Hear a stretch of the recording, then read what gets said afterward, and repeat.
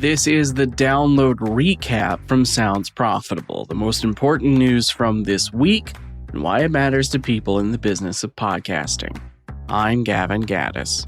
The download is brought to you by Podscape. You can find out more at podscape.com. This week's stories include Podscape submissions are now open, Netflix is shopping for video podcasts, top hosting companies by episode share for October 2025, SiriusXM reports 33 million subscribers, beats Wall Street expectations, and local podcast big payoff, how broadcasters are turning homegrown talent into digital gold.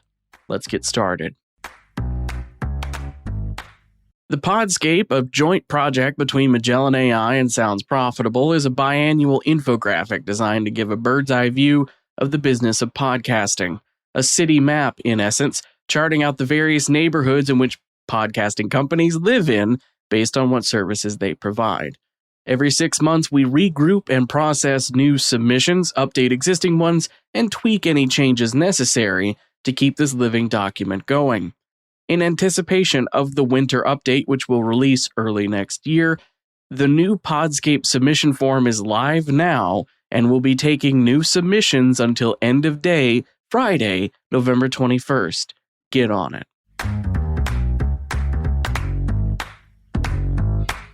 First up, on Monday, Ashley Carman covered reports from anonymous sources that Netflix is in talks with iHeartMedia. According to said sources, Netflix is seeking similar terms to their much-publicized deal with Spotify, which would cause full episodes of the licensed video podcast to become Netflix exclusive, no longer available on YouTube. Then, on Wednesday, sources familiar with the matter tell The Hollywood Reporter's Caitlin Houston that Netflix is also coming knocking to SiriusXM Media. Similar to the iHeartMedia source, the SiriusXM source tells Houston the deal would likely also involve video exclusivity for full episodes, just like Spotify.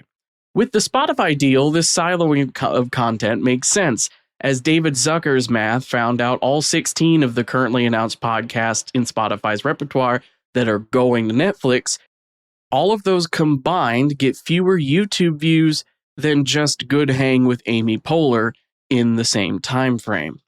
SiriusXM in particular has put a strong focus in building out the YouTube side of their video podcasting ecosystem.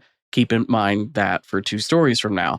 Even taking into account Netflix potentially being fine with aiming lower than, say, taking Alex Cooper behind a paywall, it would be an unexpected move to see any big names from SiriusXM or iHeart take a Joe Rogan in 2020-esque exclusivity deal.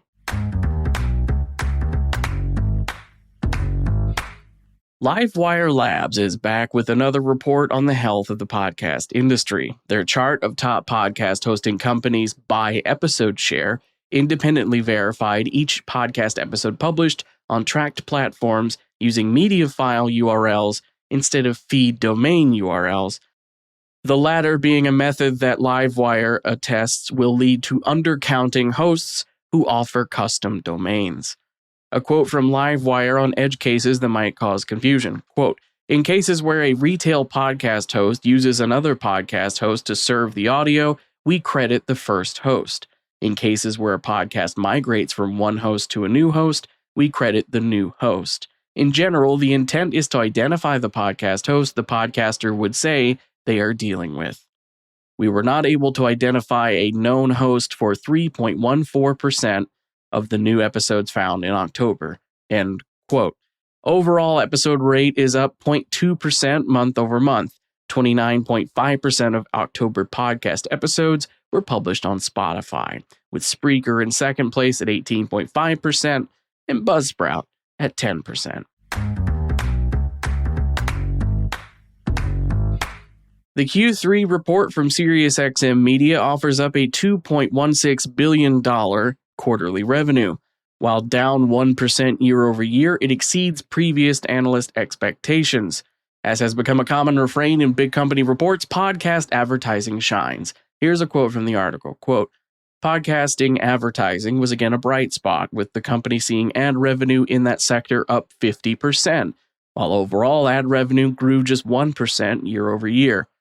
The podcast segment helped offset declines in music streaming ad revenue, as SiriusXM also owns music streaming site Pandora, end quote.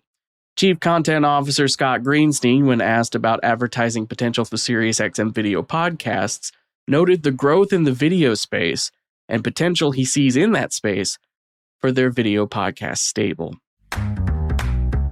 Inside Audio Marketing looks at the world of local radio adopting podcast production as part of their growth strategy. Industry experts say the key for local radio to gain a foothold in podcasting is actually leveraging local talent, audiences, and sales opportunities. Amplify Media founder Stephen Goldstein points to local radio's easiest path into podcasting, making the best, most relevant local material available as a podcast. That said, going a step above is where the real gold is. A quote from Goldstein, quote, "The bigger unlock is original, on-demand local content, neighborhood stories, business leaders, food culture, local sports voices.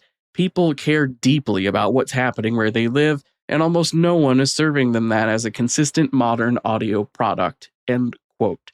Hubbard Radio has done similar podcast strategies for a decade, turning stations into the audio equivalent of cable access. Local coaches hosting sports podcasts, local professors hosting shows relevant to their chosen research field. With that investment comes new revenue streams. As Hubbard tells Inside Audio Marketing, their podcasts attract advertisers who don't run on traditional radio. Finally, it's time for my quick hits. These are articles I've covered throughout the week that didn't quite make it into full story coverage today, but are still worth including in your weekend reading. Here's what I got for you today. Noble Mobile, Andrew Yang's phone company built around refunding users unused data and minutes, announced a new partnership with TYT to further both companies' goals of reducing phone use and responsible media consumption. To mark the occasion, new Noble Mobile subscribers who sign up using TYT's link and stay for 3 months get $50 in credit.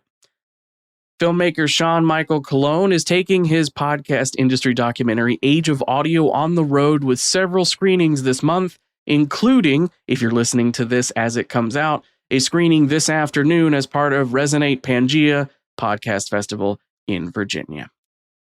Acast has published the 2025 edition of their Podcast Pulse report, which finds podcasters tie with journalists for most trusted product and brand recommendations, ahead of YouTubers, social media influencers, and celebrities. Adweek examines CityCast recalibration as CityCast 2.0 incorporates social video as a core pillar of the company, and their renewed focus on cities in the Goldilocks zone of being large enough populations to support daily newsletters and podcasts, while also having a unified sense of community.